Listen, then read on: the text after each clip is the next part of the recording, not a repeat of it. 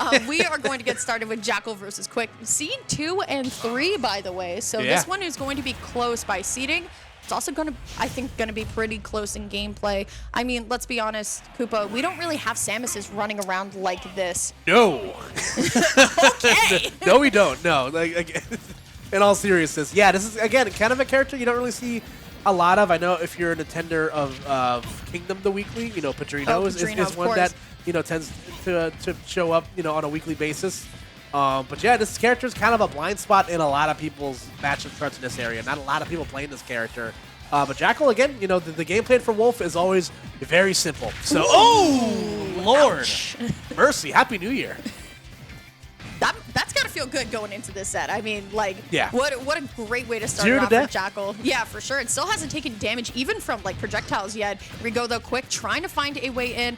One thing that always trips me up about Samus, Koopa, is movement with this character. Sometimes you can play aggressive, sometimes you don't have to, sometimes you can kind of fake playing aggressive, like I feel like Quik is doing right now. All these dash-ins and dashes out.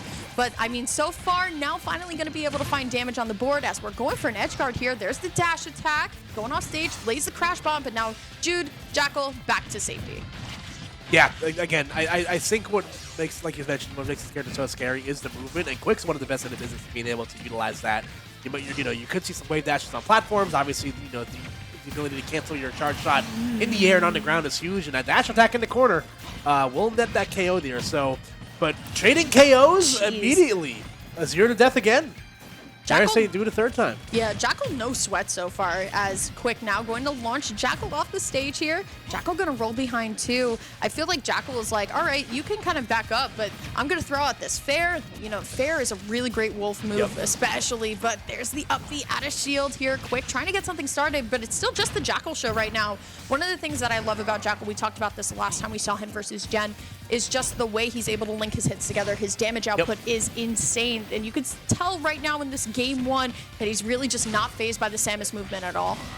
Yeah, I mean, it definitely makes it easy, you know, when your character's, when you know your character's follows as well as Jakal does, you know, at almost every percent, you know, especially a low percent, you can combo there into grabs. You know, there's definitely a lot of room to play here, but nice little ledge trap there from Quik. So Jakal gonna brought down to this last stock. However, let's see if there's anything to be had here on Quik's part.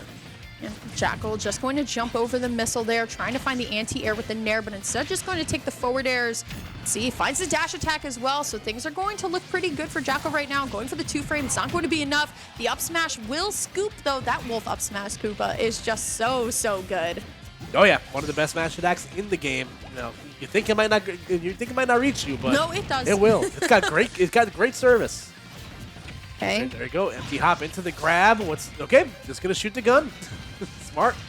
Ooh, okay. Just taking it simple. F tilt not going to be enough. Jakal lining up to try and get the shot here to get some more damage here. Honestly, roll behind grab might actually do it, but let's just go for the 2-frame again. That's going to be game 1 going on over to Jakal. What do you think Quik needs to do? Because I feel like Quik had that movement in the beginning, then he kind of lost it, and then we saw a really good edge guard, but I'm not really seeing that, like, kind of commanding play that we know Quik and Samus can do. I'd say maybe, you know, if you can net those earlier, you know, those like uncharged charge shot combos you can get at low percents, that'll definitely help. But again, it's hard because Wolf moves so quickly through the air.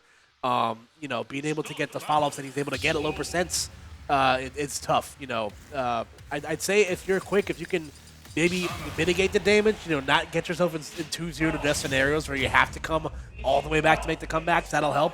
You know, so maybe play a little bit of a more distance game. You know, shoot some missiles, shoot some charge shots, maybe do a little bit more steadier, more diet of Zair, and you know, we'll see if that makes a difference or not. So, small battlefield will be the stage choice here. Let's see if maybe the you know, smaller real estate maybe lends itself better here. I feel like that's kind of like the thing with so many Ultimate players, right? They like the layout of the stage, and they're like, all right, yeah, PS1 first. But then they're like, I feel like we played too far behind in game 1, so let's try and like close the gap. But I still like the platform layout here. So now here we go. Jakal still going to be in the lead, going to be able to find the grab. Not going automatically for the smash attack right on the ledge. We saw that call out a little bit earlier, and Quik actually kind of retreated there. Quik, though, going to go back to ledge.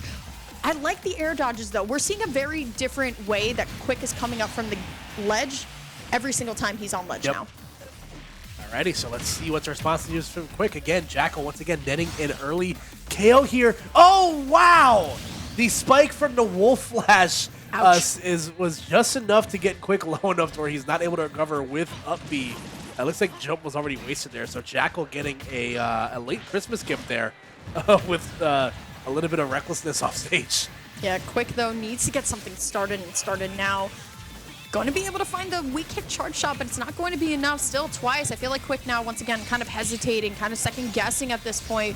Quik getting a little bit of charge here, needs to find an option. But you know what? Jakal is totally okay with the Wild West standoff going on here. I mean, he's up 3 stocks to 1. He doesn't really need to sweat that hard just yet. And he's still even approaching while he's winning, too. And he's just saying, you know what, Quik, you can get the charge, but I don't really need to do much about it. Exactly, yeah. And again, there's also the added equation of Wolf does have a reflector. You know, when Reflector does it's got intended purpose and reflects projectiles. It can be very scary. So we're going to get on the board here.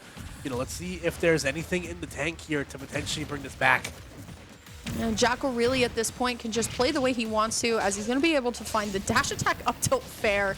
Quik, going to be able to get back, finds the nair into the up air as well. Double up air. All right, we're cooking now, but only for a moment. Unfortunately, hitboxes are going to trade for Quik, and now has to kind of start this advantage state all over again, which he seems to be doing at this point, Koopa. Oh. All right, trying to find the KO here. Gets the jab into the forward throw. Trying to set up some bombs to the ledge here. Okay, able to get a bomb into an F smash confirm. So despite 2 Quik stocks, you know, taken off the board here, Quik now finds himself in a last stock scenario here, but Jakal sitting on the doorstep of a KO here. Yeah, and I was just about to say what players love to do the most off of ledge. That's jump, and Jakal's going to be able to call that out every single time.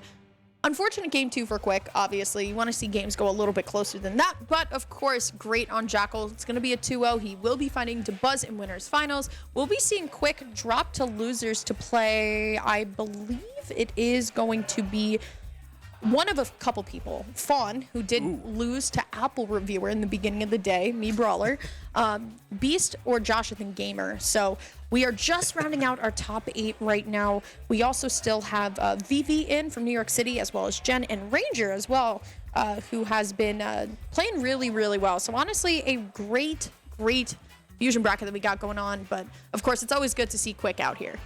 Yeah, absolutely. And again, the unfortunateness of that side being dead. Jude even shook his head. He was like, nah, that sucks. Yeah. I mean, you take those, but also it's like, you know, it feels bad. I feel like after a certain amount of time when you're like a super top level competitor, you don't take those.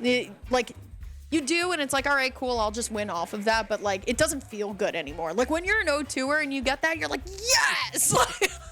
I know I was. Oh no, I don't care. I don't care if I'm the best player in the world or the worst player in the world. If there's some cheese incorporated, I'm popping off for it. I'm taking it all the way to the bank.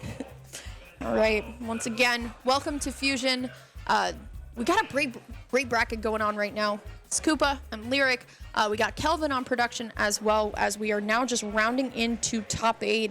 I gotta say, the talent pool for the last 3 weeks, I've been here for like the past 3 weeks. I think you were here at the first Fusion in the new venue. The talent pool for the last 3 weeks has been rotating really well. I mean, we've seen Zamba here. We now